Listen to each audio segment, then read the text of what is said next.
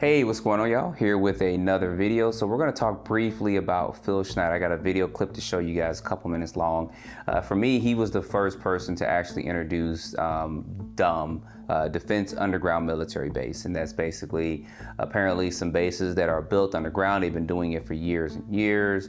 They have a pretty huge budget and stuff from what he's talking about. I've heard some other stuff about that before, and there's bases all over the world with it. So how true that is, I don't know, because I've never seen one myself. I just kind of go by what people say with it. But in this video clip, he's actually talking about how him and some other people were drilling underground, and they actually ran into a couple of the aliens down there. He said they were some grays, 6-7 feet tall. They got into a fight with them. He actually engaged with one of them, and another one he engaged with, and it kind of fell down, and he said it did a circle around his chest, and then a beam of energy came out and actually hit him. He said it kind of opened him up and severed his fingers. I believe it's maybe on his left hand, and he lay there, and then another Marine came down and actually put him up on the elevator and let him go up, and the other ones didn't actually make it through. But from that point, that experience in his life, he talks a lot about that experience there. Now, what I would have loved for him to do, even in this video clip and other clips you guys may see at a certain point in time, was for him to talk more about after he got out of there, because I mean, if he got his hand severed off and his chest opened up, what happened when he actually got to the surface? Did somebody see him and drag him out, or did he crawl to safety? So that'd have been pretty interesting. But anyway, I'm gonna go ahead, I'm gonna start this clip, I'm gonna let you guys see it, and put your comments down below of what you think about Phil Schneider. He's got a whole story of stuff. He's put out information before his passing years and years ago, but we'll dig into that probably at another time, a little bit later on. So go ahead, watch this clip, put your comments down below, and stay tuned for the next video. We were in the process of the early stages of building. We drilled 4 large tunnel-like holes.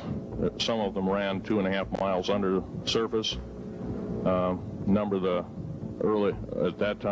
the original wells or drilling machines that were used were at the rate of 2 miles a day. It was fairly rapid. The equipment kept coming up broken. So we wanted to go down, we wanted to send somebody down there, a human observer, or human observers in this case, to find out what was going on. Well, to our total surprise, first of all, the government knew all about it. They didn't tell anybody.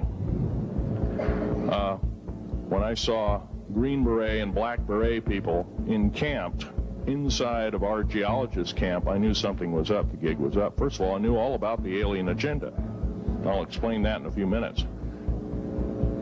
The large alien grays had been encamped there for, as best as believed possible, about 400 or 500 years.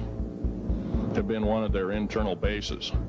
And we drilled holes right on top of it.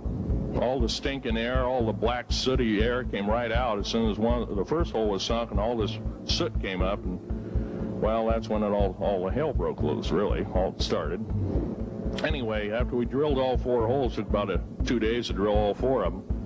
And when you build an underground base, you drill 4 basic holes, and then you build called stopes or cross-member holes across, and then you use blasting equipment, special blasting equipment by the analyzation of the rock formation, and you literally blast out or tunnel out or deflagrate or melt rock out to build the large rooms that are required for this underground base.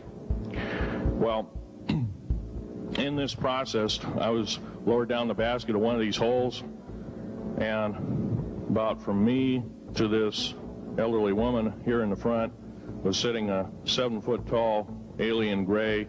The stench was worse than the worst garbage can you can imagine.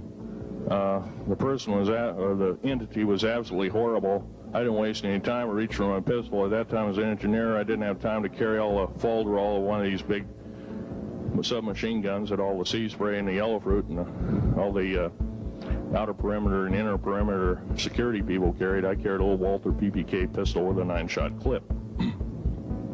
This is in late August of 1979. Now, you got a regular suit of clothes, you got a regular clothes on, plus you're in almost like a spacesuit environment, and you're reaching for a gun. It's not the easiest thing to do, and then to pop a clip in it and start shooting. And I killed 2 of them. Yes, they're mortal and they do die. However, in the process, one of them did this. All I remember is that he just kind of waved his hand in front of his chest, and the next thing I know, this blue beam hit me and just literally opened me up like a fish. And burnt my fingers right off of me. And it was some form of electrical force, because the kind of like being hit by a lightning bolt burned all my toenails off of me. Completely crispy crittered my left foot. Burnt the shoe right off of me. All I remember was the smoking remains, and I'm still conscious, but in and out of, I didn't remember much. And there was a Green Beret that was right behind me that risked his life. In fact, he died. But he risked his life. He shoved me back in the basket and hit the button and took me up. And I wouldn't be alive talking to you today if it wasn't for him. I'm forever indebted. He lost his life.